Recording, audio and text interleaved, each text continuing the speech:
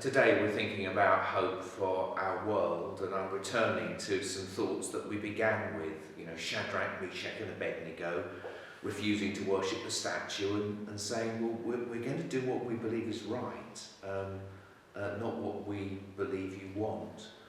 And maybe the greatest hope for our world is that we can catch hold of that bigger agenda of God's justice, God's mercy, God's peace, and try to live our lives like that. And I want to read to you today a prayer, and this astonishing prayer was found sewn into the clothing of a dead child at the Ravensbruck concentration camp.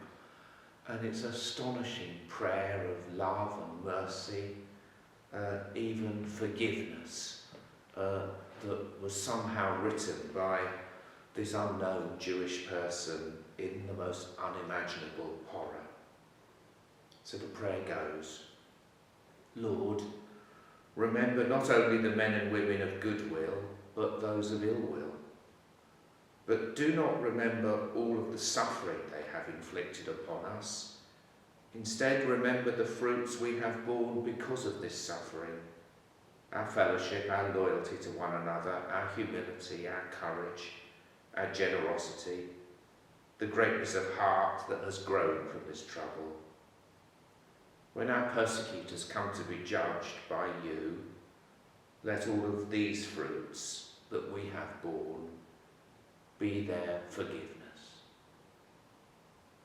I simply can't imagine how someone could write such a prayer and find such hope in such terrible, terrible darkness. But I believe it is that generosity of heart, that ability to forgive and to find mercy even out of such horror, which is probably the only hope for our world. So let us pray for hope in our world today, not just hope in this COVID crisis, but hope that we might live in peace with each other, and find ways of living with mercy and justice and forgiveness. And if you have a particular hope or prayer for our world, please write and let me know. And we are offering those prayers, expressing those hopes here at Bishopthorpe, and the sisters at Whitby are praying with me.